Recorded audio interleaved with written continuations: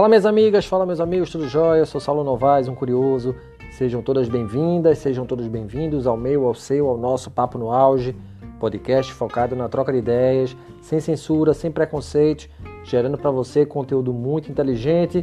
E como é que a gente faz isso? Trazendo um especialista por episódio.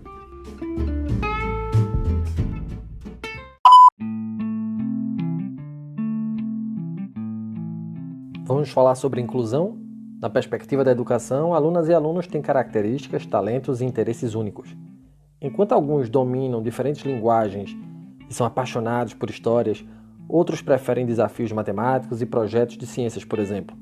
Mas cada um deles tem uma trajetória de vida singular, com diferentes condições sociais, emocionais, físicas e intelectuais, que não é atendida por escolas que usam métodos padronizados de ensino. Para respeitar as diferentes formas e ritmos de aprendizagem, ambientes educacionais inclusivos, historicamente associados apenas àqueles que acolhem alunos com deficiência, têm potencial para assegurar a participação de todas e de todos e, ao mesmo tempo, compreender as especificidades de cada um. Entre os princípios fundamentais da educação inclusiva está o entendimento de que o acesso à educação é um direito incondicional de todos e de todas. Para a jornalista e escritora Cláudia Werneck, fundadora da ONG Escola de Gente, no Rio de Janeiro, o ambiente educacional inclusivo é o melhor exemplo do que seria a escola como um bem público levado às suas últimas consequências. Para Cláudia, a educação inclusiva é a base da sociedade. Ela nada mais é do que a consequência natural de uma escola de qualidade para todas e todos. Ou seja, o espaço educacional tem que criar sentidos, abrir possibilidades, permitir a participação e estar conectada com a realidade. Para falar sobre educação inclusiva, convidamos a professora Bárbara Ferreira, uma baiana retada. Bahia de todos os santos, de São Salvador, de mãe menina do canto. Bárbara é mestra em educação pela Universidade de Feira de Santana, na Bahia, especialista nas áreas de gestão educacional integrada, de educação especial e metodologia do ensino superior, graduada em letras pela Universidade Católica de Salvador e estudante de psicologia. Atualmente é professora de educação especial e professora do ensino superior. Minha amiga Bárbara Ferreira, seja muito bem-vinda. Gratidão por mais uma parceria intelectual. De pronto, minha amiga, por que você escolheu o caminho da docência? Bom, a minha escolha sobre a docência, o porquê de escolher a docência, foi no terceiro ano com uma professora de literatura que eu tive. Ela falava sobre as obras literárias, sobre as escolas literárias de uma forma que era encantadora. E eu me senti encantada e impulsionada a buscar também a docência do ponto de vista da literatura, Então eu optei por letras. E os segmentos que eu acabei escolhendo, ao longo da minha trajetória profissional, foram sempre impulsionados por uma curiosidade em entender um pouco mais daquele processo. Então, eu me formei em letras e enveredei para o eixo da educação especial, educação inclusiva, por curiosidade em tentar entender esse universo, da pessoa surda, e a partir daí eu fui adquirindo outras percepções e outros encantamentos dentro da área de educação inclusiva. Então, assim, a educação realmente ela foi uma escolha feliz minha, porque é um espaço que eu me sinto confortável e que eu gosto de transitar, eu gosto de ter essa relação com o aluno e também poder contribuir, de uma forma pro conhecimento, para formar pessoas, formar pessoas e principalmente plantar sonhos. E quando nós percebemos que estes sonhos que nós auxiliamos, a plantar, eles ganham corpo, eles ganham vida, isso é muito gratificante. Bacana, minha amiga. Falando sobre a educação inclusiva, o que significa inclusão? Por que precisamos incluir quem está à margem do processo educacional? Bom, se a gente perceber que ao longo da história, se nós pensarmos dentro das perspectivas históricas, que existiram pessoas que estiveram sempre à margem de todas as sociedades que foram constituídas até então. E quando nós trazemos esse olhar para a educação, percebemos que nem todos tiveram acesso à educação da mesma forma, né? Alguns tiveram a oportunidade de terem tutores, outros foram encaminhados para escolas religiosas, e a sua grande maioria ficou à margem deste processo, né, esse processo educacional. Então, quando nós falamos em inclusão, é exatamente trazer os grupos que são entendidos como minoritários, mas não são, para que eles de fato tenham acesso a uma educação, visto que essa educação já é uma questão consolidada na nossa Constituição. Porém, ainda hoje, nós temos alguns segmentos que não têm acesso total à educação e malmente conseguem é, fechar, né, este ciclo da educação básica. Então, quando nós falamos em inclusão, é exatamente trazer essas pessoas que são postas à margem da sociedade, à margem do processo educativo, para que faça e que usufrua de fato deste processo educacional. E quando falamos sobre educação das pessoas com deficiência e também façamos uma análise histórica, durante muitos séculos este segmento foi colocado à margem, né, da sociedade. Inclusive, as pessoas que elas nasciam com alguma deficiência ou eram atiradas à própria sorte, né, colocadas no meio da rua, ou em locais e instituições que recebiam pessoas com deficiência, mas não existia nenhuma proposta de atividade, de trabalho com eles antigamente, né? Eram mais mesmo uma casa de acolhimento para que eles passassem o tempo ali até fechar o ciclo da vida deles, entende? Então, quando nós falamos de inclusão, nós falamos num campo muito mais aberto. É saber que as pessoas com deficiências, as pessoas que fazem parte do grupo LGBTQ+, as pessoas negras, indígenas, enfim, todos estes que não foram privilegiados ou não participaram, melhor dizendo, deste processo educacional, tenham o direito de participar, né, deste processo e, principalmente, ter a sua história reconhecida, as suas tradições reconhecidas. Bárbara, ainda abordando conceitos, o que seria educação especial e o que seria educação inclusiva? Onde é que elas se tocam e onde é que elas se distanciam? Educação especial e educação inclusiva. Vamos lá. Agora vamos falar sobre algumas questões relativas a terminologias. Que este momento histórico é muito importante para a gente discutir um pouquinho sobre isso. A educação especial é o segmento da educação que é voltada para as pessoas com necessidades educacionais especiais, né? Sejam eles as pessoas com transtornos globais de desenvolvimento, as pessoas com deficiência intelectual, entre outros aspectos. Só que hoje a educação inclusiva é exatamente essa discussão de que uma proposta de educação voltada a todas as pessoas, né? Independente de origem social, independente de grupos culturais, independente das orientações sexuais por aí e por aí que seja. Hoje nós também podemos falar na educação especial na perspectiva inclusiva. Por quê? A educação especial, muitas vezes, ela é considerada como uma proposta de segregação. E geralmente quando nós falamos apenas em educação especial, nós voltamos os nossos olhares para aquelas escolas especiais que exatamente trabalhavam com estas pessoas com necessidades educacionais especializadas, de uma forma segregada.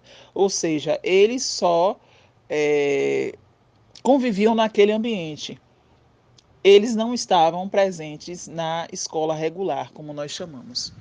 Quando nós falamos em educação especial na perspectiva inclusiva, nós entendemos que a educação voltada para estas pessoas com necessidades educacionais especializadas, elas podem sim ser desenvolvidas dentro de um espaço de uma escola regular, tá? sendo que estes alunos vão dividir o mesmo espaço com os alunos sem deficiência ou sem necessidades educacionais especializadas. Observe que eu estou sempre ressaltando um termo ou outro, porque geralmente a gente entende que as pessoas com deficiência é o único público-alvo desse tipo de educação.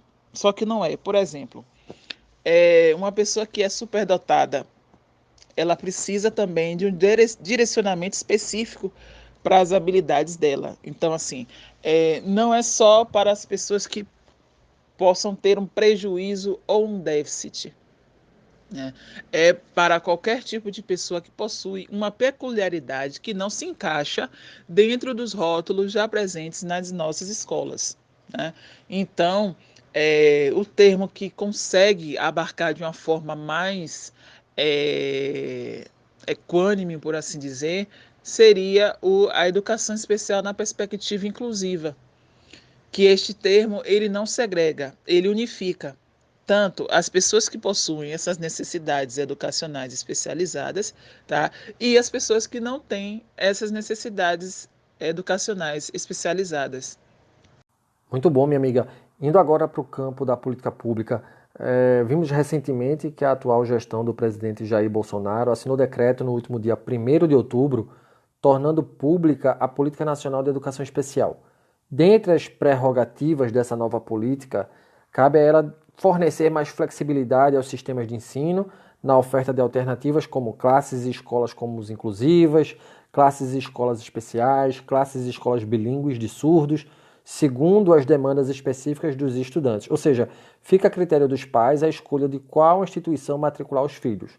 Essa nova diretriz também pretende aumentar o número de educandos que, por não se beneficiarem das escolas comuns, evadiram em anos anteriores. Por outro lado, muitos outros especialistas em educação veem nesse decreto um incentivo à segregação de estudantes com deficiência, ou seja, é um passo atrás nas conquistas que pautam a inclusão.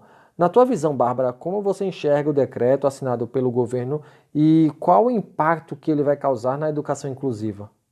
Bom, essa política, né, essa nova política que foi apresentada dia 30 de setembro, traz, na verdade, diversos retrocessos, né, porque essa proposta de política que é apresentada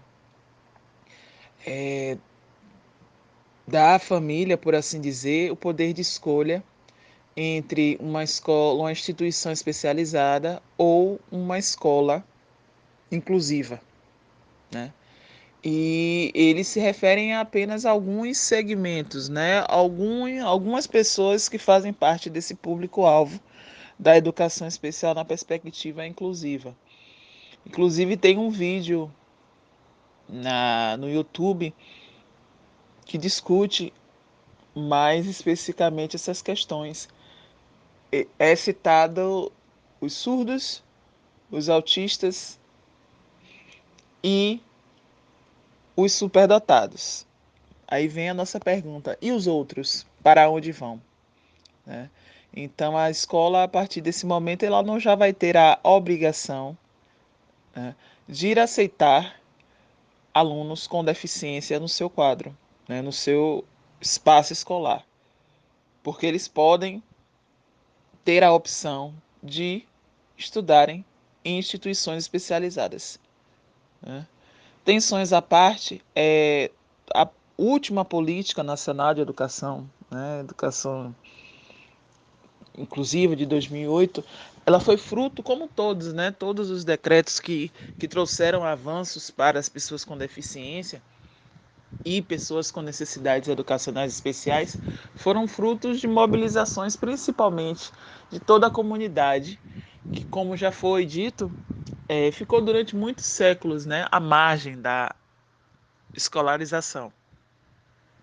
Então, você perceba que, a partir de agora, pode ter casos de escolas que neguem, como eu falei, né, a matrícula, exatamente porque existe essa opção muito bem norteada e colocada e postulada do aluno estudar em uma instituição especializada. Uma outra coisa que é importante nós citarmos é que cabe à família a escolha. Mas aí vem a pergunta: e o sujeito com deficiência? Ele não tem poder de escolha? Será que de fato ele não tem o direito de poder é, saber experimentar outros espaços para ver em qual espaço ele se identifica? Né? E uma outra coisa importante é as famílias que tiverem, né, esse grau de conhecimento de que existem instituições especializadas, que existem apoios de equipes multidisciplinares na rede pública de saúde, como nós já sabemos, elas conseguem, né, ter acesso a todos esses serviços. E as pessoas que não tenham esse conhecimento vão fazer o quê? Então, observem que é um impacto muito grande, né? É um retrocesso muito grande. Né? A escola é um espaço no qual nós precisamos conviver com a diversidade. A diversidade ela não pode ficar excluída. Nós precisamos conviver com as diversidades para até nos constituirmos enquanto sujeito. Sabermos que fora daquele espaço escolar existe uma sociedade que também é plural. Então, observamos que de fato essa política vem num critério de desmonte de tudo que foi conquistado durante todas essas décadas no que se refere a uma política verdadeira de educação inclusiva. O que é que poderia ter sido feito pelo governo em favor de uma educação mais inclusiva, Bárbara?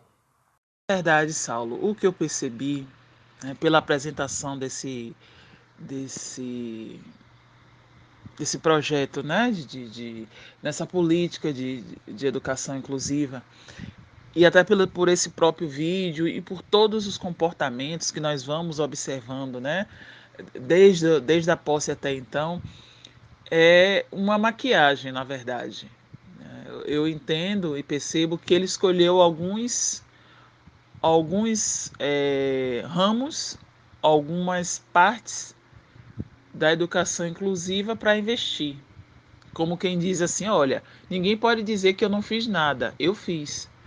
Eu coloquei uma pessoa surda para fazer parte da Secretaria de Educação Especial. Eu coloquei intérpretes de Libras nos pronunciamentos, né, oficiais, televisionados. Eu, no dia da minha posse, a minha esposa, né, fez uma participação em Libras. Né? Existe toda uma estratégia voltada a isso. Teve a discussão sobre a lei Romeu, a lei Romeu, né, que é o Romeu é filho do apresentador Marcos Mion.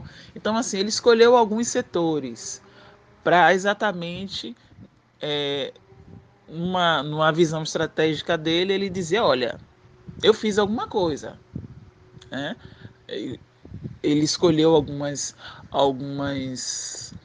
alguns setores e investiu neles, mas você não pode governar para alguns setores. Você precisa governar para uma coletividade, você precisa compreender de fato que é educação inclusiva. Mas acaba sendo um paradoxo você falar de compreensão de educação inclusiva dentro de um governo que existe muita exclusão, dentro de um governo que não acredita na ciência, dentro de um governo que não acredita na educação. Então, assim, tudo isso já era previsto, mas talvez a gente não tivesse a dimensão do caos.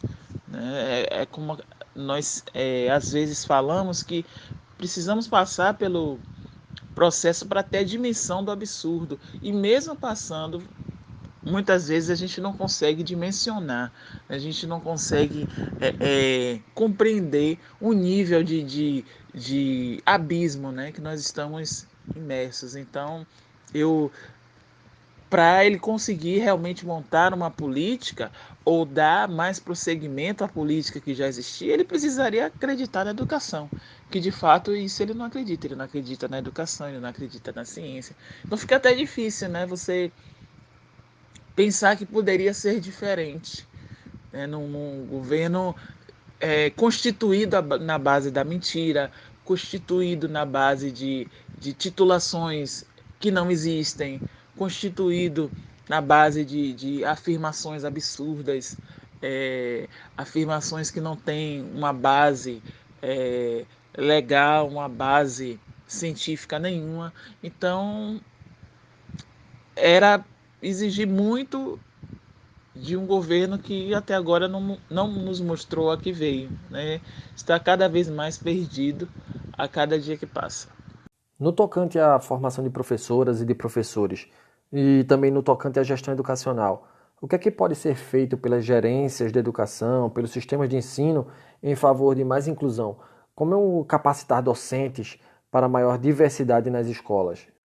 Bom, no que se refere às pessoas, aos alunos, né, que são os estudantes público-alvo da educação especial na perspectiva inclusiva, a gente precisa entender que a inclusão destes alunos não é apenas eles estarem no espaço da escola. É necessário que seja garantido o acesso à permanência e à aprendizagem, né? Senão é uma presença fantasiosa. Ele está ali, mas ele não está envolvido no processo educacional e não estabeleceu a relação de ensino e aprendizagem. É, nesse pensamento de que a inclusão se faz não apenas no espaço da escola, mas no todo o espaço escolar, nós precisamos lembrar que a inclusão acontece desde a abordagem na portaria da escola até nos autos, nos autos, na direção, na coordenação, no processo da gestão escolar, né? Então, assim, é importante as capacitações, sim, exatamente para evitar esses problemas que infelizmente ainda são clássicos, né? Funcionários despreparados, utilizando expressões inadequadas em relação a estes alunos, o entendimento de que eles não têm a capacidade de aprendizagem, que qualquer tipo de atividade pode ser passada porque é apenas para passar tempo ou para dizer que ele está interagindo com os colegas. É necessário as formações, sim. E é necessário também que os profissionais estejam abertos ao novo, né? Ainda existe muita resistência dos profissionais, mas também precisamos entender que é necessário que as legislações que existem, elas funcionem de fato.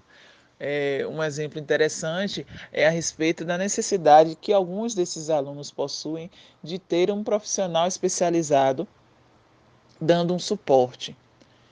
E muitas vezes não existe esse profissional, seja na escola ou seja na própria Secretaria de Educação, disponível para fazer esse serviço, né?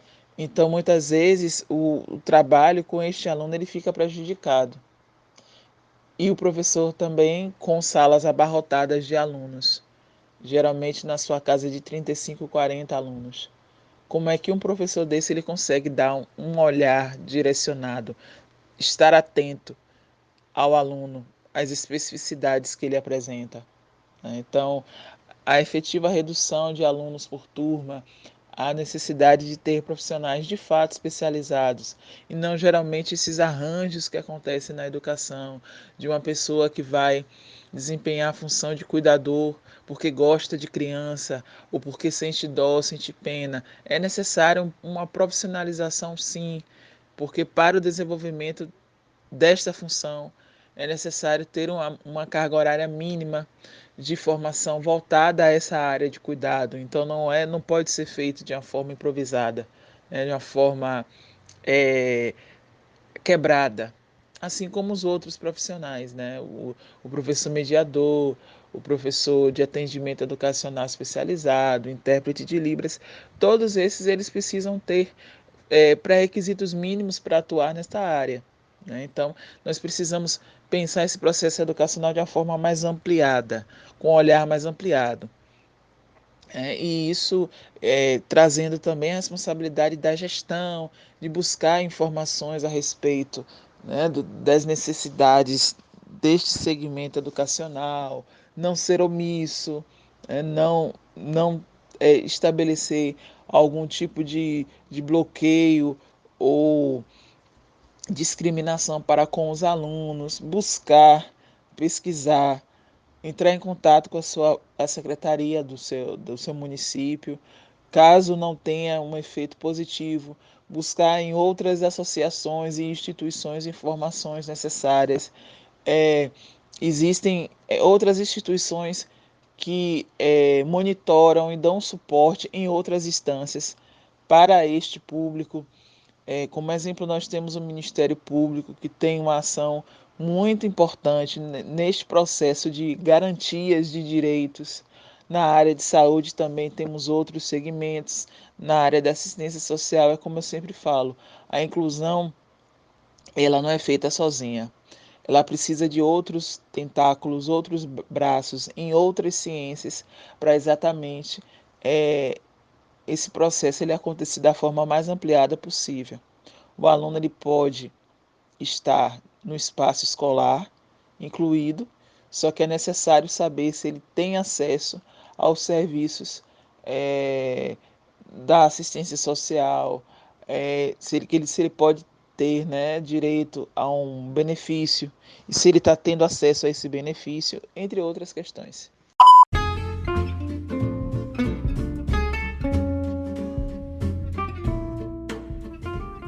E chegamos ao fim deste episódio do Papo no Auge. Hoje conversamos com a professora Bárbara Ferreira, mestra em educação e especialista em educação especial.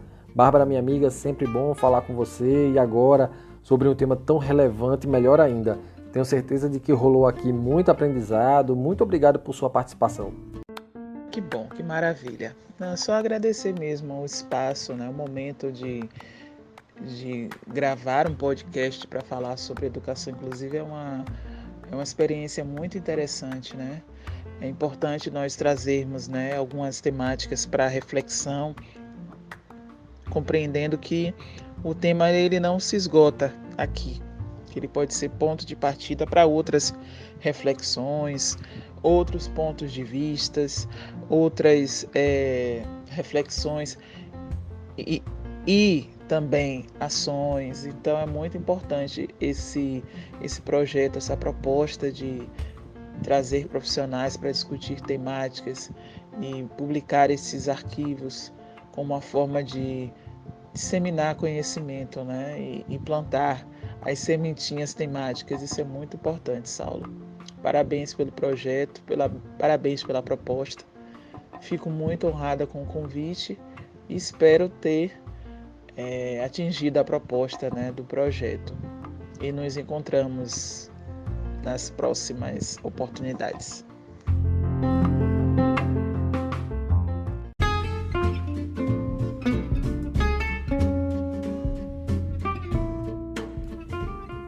E lembro a vocês que nos escutam de nos seguirem nas plataformas agregadoras de podcast. Estamos no Spotify, no Google Podcast, na Apple Podcast e na plataforma da Anchor. Nos sigam, curtam, compartilhem nossos áudios. Afinal, o conhecimento precisa ser propagado. Grande abraço a todas e todos e até o próximo episódio.